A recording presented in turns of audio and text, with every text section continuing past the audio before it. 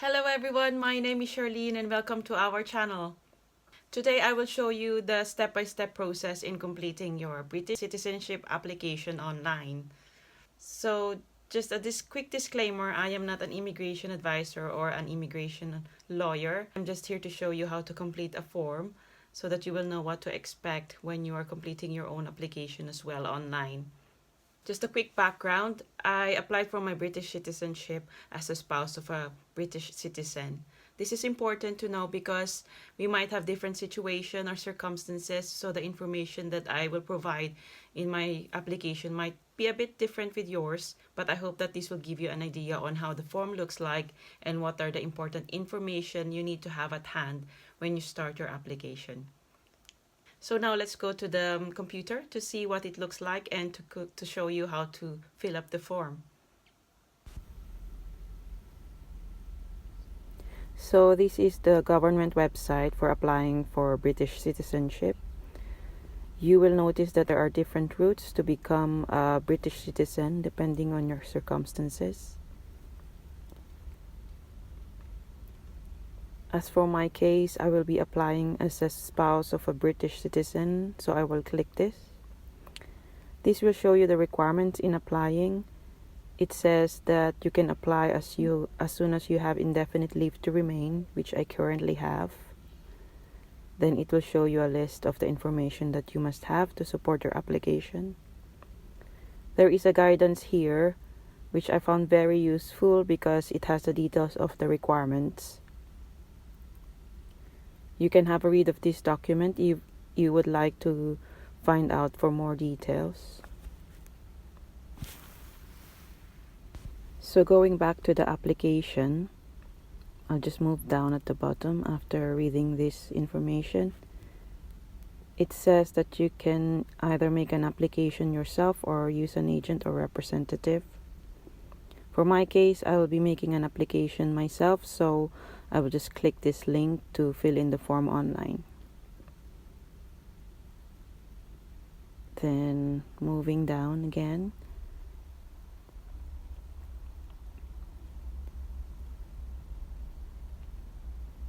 I will click apply now. First, it will ask for your location, so click yes if you're in the UK. Then it will ask for you to register an email address.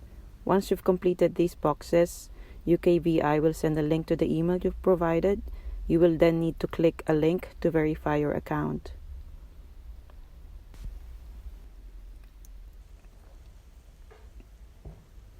It will then ask you to confirm that the email address belongs to you as an applicant. Then it will ask you, do you have an immigration advisor based in the UK? For me, it's a no. And it will ask you to check your answers. And then click continue. And carry on. And then it will ask you if you're completing this for someone else. I put no. And then we'll ask you for your name. The name you will provide should be the name in your current passport. And then it will ask for any other name you are known by. As for me, it's a yes because of marriage. So I will put my previous name before marriage. And then it will ask, when did I change my name legally? And if it will ask if you have any more names you are known by. For me, it's a no.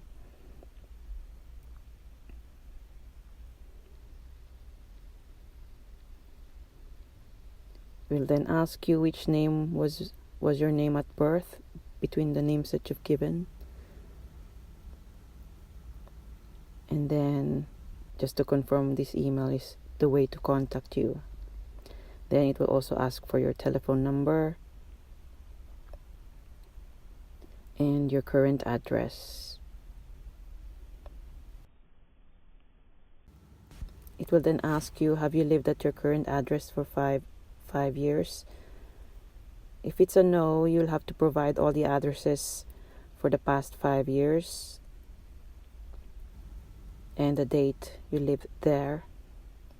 For me, it's a yes.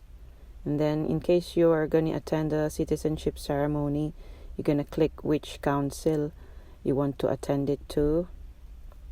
So you will choose the county where you live close by, or whichever council you'd like to attend to.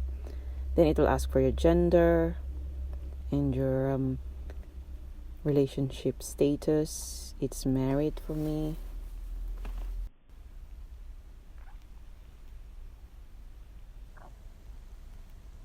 It will then ask if you're an EEA national. It's a no for me.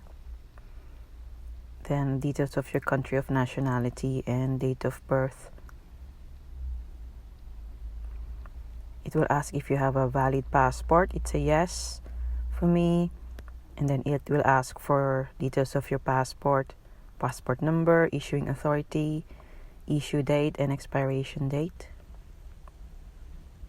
And then it's gonna ask if you have a valid national identity card. If I click yes, it will ask for same details as the passport details, as you can see here.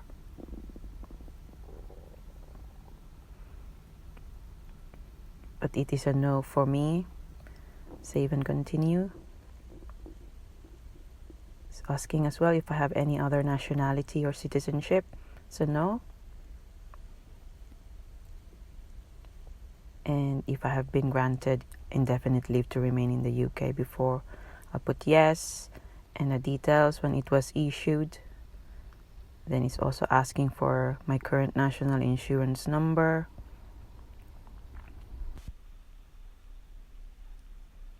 It then asks if I have passed my Life in the UK test. If I click yes, it will ask for my test certificate number. And save and continue. Then it asks if I have a previous visa or leave to remain where I had to prove my knowledge of English, and I'll click yes. And this was my indefinite leave to remain, or ILR. And it's asking if I meet the English requirement. I'll put yes.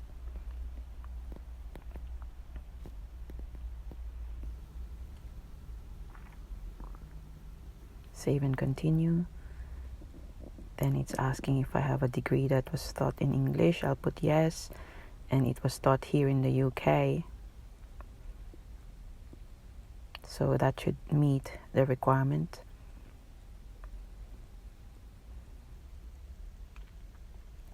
And this is the proof that I should provide, a degree certificate.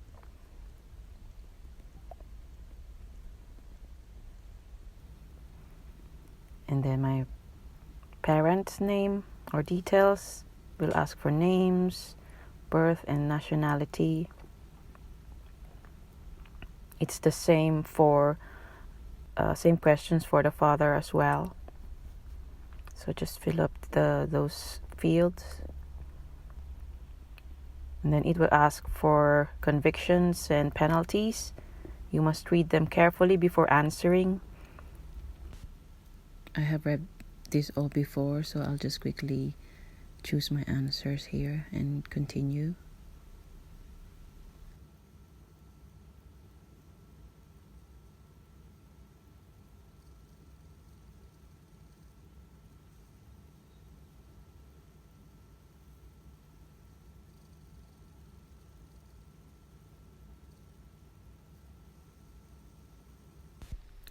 Now moving on to the referees.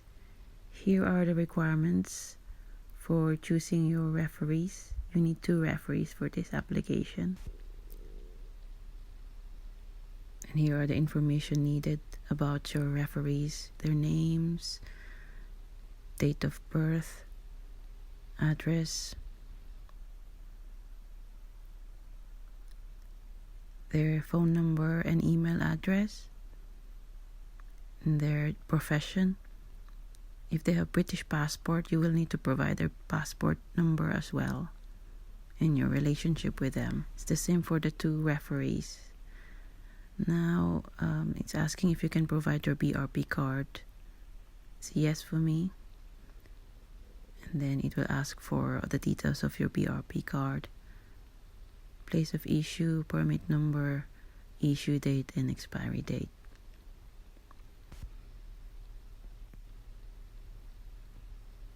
It's now asking if I have made any previous UK immigration applications in the UK or abroad. I put yes, and it will ask the details of all the visas that you have made, whether in the UK or abroad.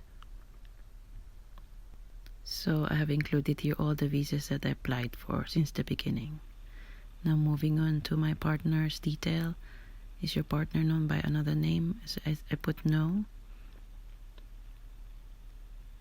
And then it will ask for the nationality, birth town and country of birth of my husband, and also his address, current address.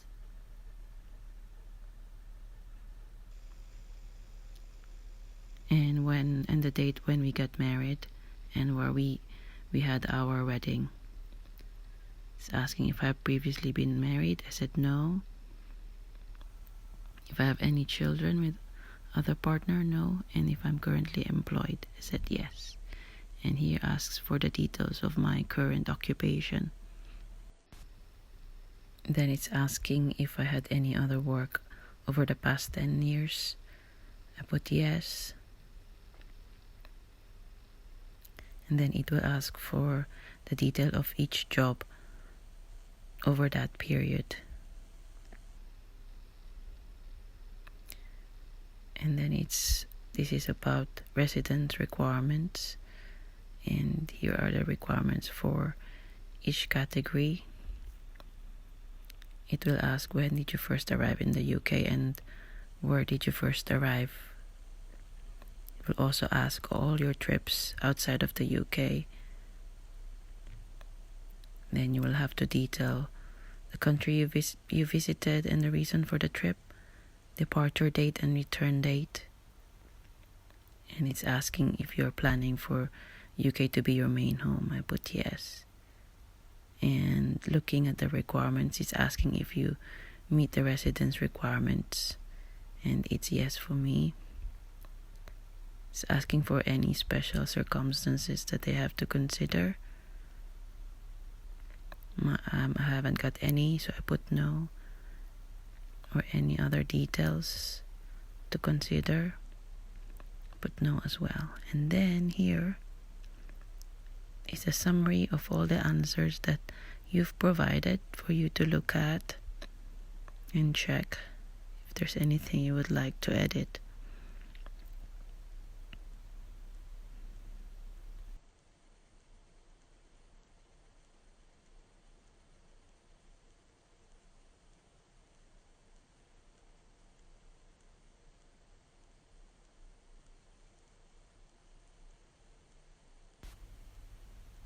If you want to edit anything, you can press this button. Also on this page, you can add some additional applicant if you have any. And then here you will be provided a tick list of the documents that you may provide to support your application. There is an important note here on providing your documents. It says any passports provided must be originals and not photocopy. It also says you do not need to send any physical documents to the Home Office or UKVI unless you are advised to do so.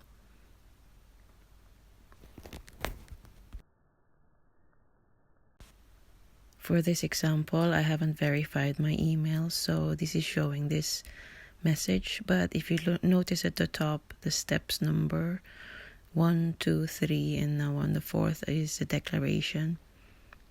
And then after that would be the payment. Once you've done your payment, you will receive an email showing that your payment has been successful. If you notice, the fee paid was £13.49.20. That's for £13.30 for the fee and £19.20 for biometrics fee. And then here's what you need to do next. If you have not already done so, you must return to your application and book and attend an appointment with their commercial partner, which is the UK VCAS. Going back to the application form, you can then carry on and complete your submission, and you will receive an email from UKVI confirming that they have received your application.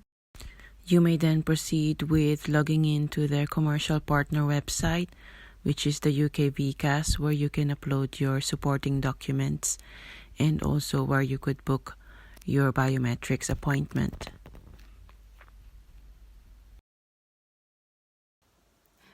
There's a lot of information to provide there, so I hope that you had an idea on how it looks like when you start your own application online and what information you will need to prepare to complete your application. So I hope that this video helps you a bit on what to expect when you start your application for British citizenship. If you haven't subscribed yet, I hope that you can click the subscribe button and the bell button so that you will get notified on my next videos. I am starting a mini series here where I will be showing the step-by-step process that I've been through to be able to complete my British citizenship application. So I hope that you subscribe and wait for my next videos. Thank you. Bye.